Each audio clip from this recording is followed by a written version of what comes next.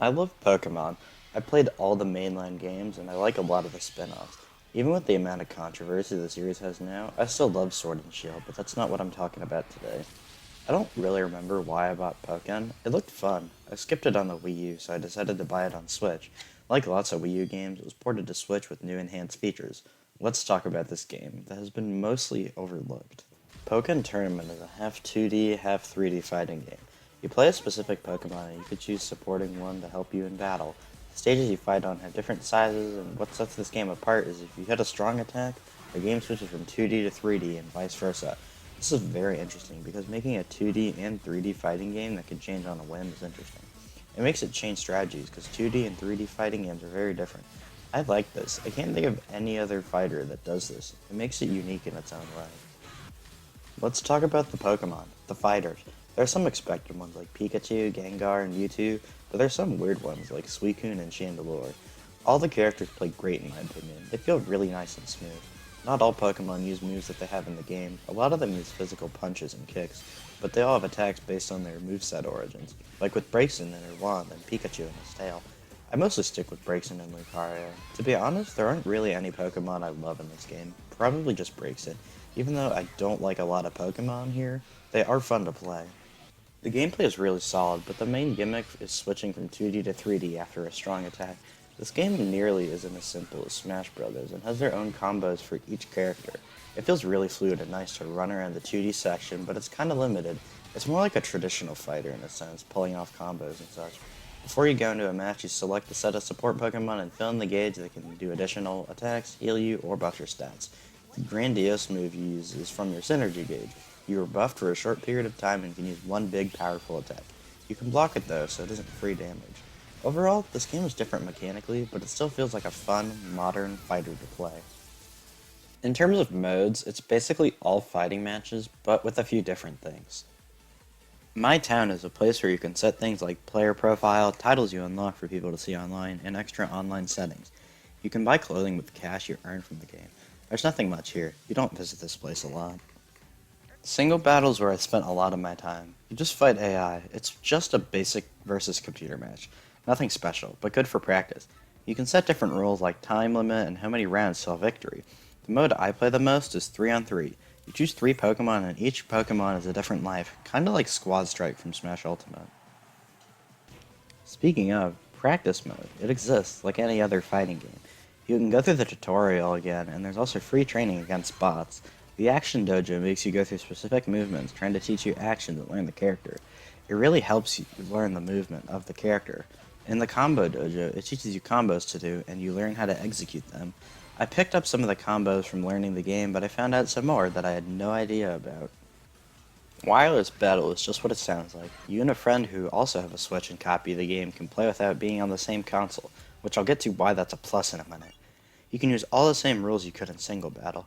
I can't really show this off since I don't have a second Switch or copy of the game. Online is fighting people all over the world. You will need Nintendo Switch Online for this, well, like all first-party online games. Rank match is like every other ranked game mode in any game.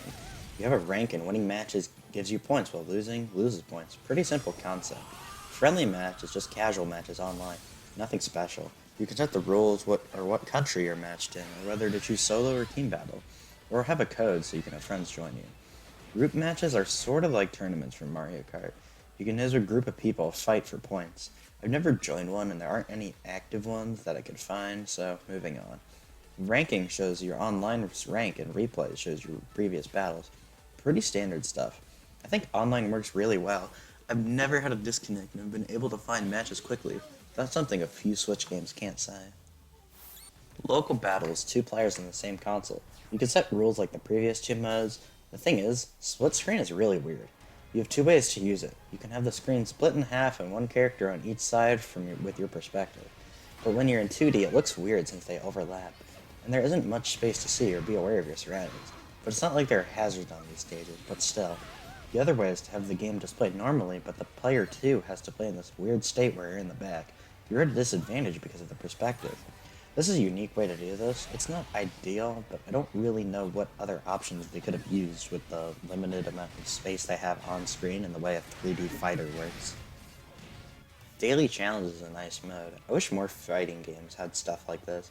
You get random challenges that you could do, you get gold, titles, or clothing for your avatar. Mixes it up, forcing you to play as different Pokemon, which is good, because personally, I stick to like 3.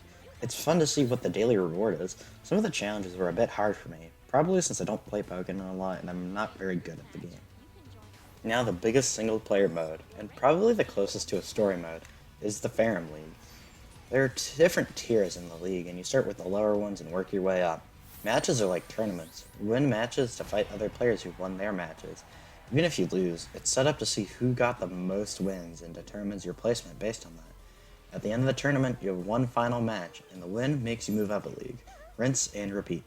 There are some challenges you can do that unlocks pieces of a picture, just like Fire Emblem Warriors. You get cash or player titles as rewards. In this mode, you work towards something. In most fighting games, you mostly just fight, and there really isn't an end goal. This gives you that, even though it really isn't that in-depth, and on Wii U, you could get Shadow Mewtwo for beating story mode, but here you get Shadow Mewtwo from the start, so there's a little bit less incentive to do that. This game released with DLC a few months after it released, 2 sets of support Pokemon and 2 new fighters, Blastoise and Aegislash. To be honest, I didn't get too much out of this. Aegislash is fun, but I almost never played Blastoise. It also came with a few costumes for Nina, your advisor, who I just turned off. I think she's kind of annoying. I think it will be worth it if you really like Pokken. It's like Smash in a sense, where the more characters is good if you play the game, but I had my fun and didn't get my money's worth, personally. I don't really know where else to put this. It isn't gameplay, but here in the world map, you can open the system menu and do small extra things, like scan amiibo, enter code for costumes, or view the controls again. This game also has a separate controller you can buy alongside it. It's much more traditional to a regular fighting game controller, but I don't own it. I've used it though. It works pretty well, and I think as long as you like the game, you should buy it. It's USB, so you can use it for other 2D platformers on Switch if you want. I still kinda want it to pick it up since it's relatively cheap.